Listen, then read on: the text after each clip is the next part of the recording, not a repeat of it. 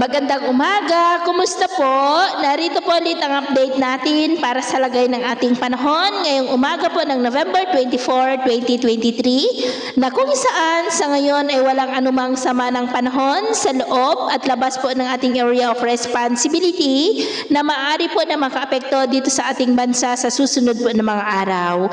Mainit na hangin na mula sa dagat Pasipiko ang patuloy na umiihip sa Visayas at Mindanao. Tinatawag po natin na easterlies, habang ang shearline naman ay nandyan po sa may Bicol region.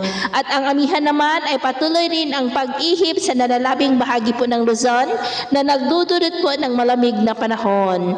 At ito naman po ay pinapakita ng forecast model na atin pong kinagamit hanggang po sa susunod na 2 linggo.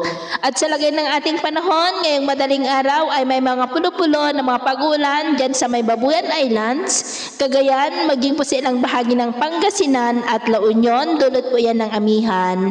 At dahil naman po sa shearline ay may mga pag-uulan din sa ilang bahagi ng Quezon, Bicol Region at Mimaropa, at may mga isolated rains din sa ilang bahagi ng silangan ng Eastern Samar, Davao Oriental, maging po sa may Sulu Archipelago. At mamaya ay sisikat po ang araw sa malaking bahagi ng ating bansa, pero dahil sa amihan ay maulap pa rin ang kalangitan na may mga pulupulong pag-ulan sa may Babuyan Islands, ilang bahagi ng Cagayan, Apayao, at dahil naman po sa shearline ay maulap ang kalangitan na may mga pulupulong pag-ulan sa ilang bahagi ng Bicol Region, Camarines Norte, Oriental Mindoro, Palawan, Aklan, Capiz, ganoon din po sa ilang bahagi ng Caraga, Sulu Archipelago at Davao Oriental. At mamayang hapon, mas maraming lugar na po sa ating bansa ang makakaranas ng maulap na kalangitan na may mga pulupulong pag-ulan, lalo na po dito sa Northern Luzon, kaya mag-ingat po tayo sa mga banta ng mga pagbaha at pagguho ng lupa.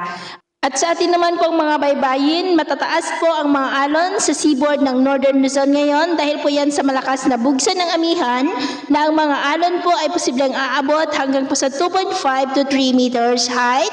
Kaya iwasan po muna natin ang papalaot dyan po sa mga may kulay pula para po mas makaiwas sa mga sakunang pangkaragatan. So yun po ang latest update natin sa araw na ito. Ito po muli si James na nagsasabing sa kahit anong pagsubok po na darating sa ating buhay, wag na wag po tayong mawawalan ng pag-asa. Thank you and God bless!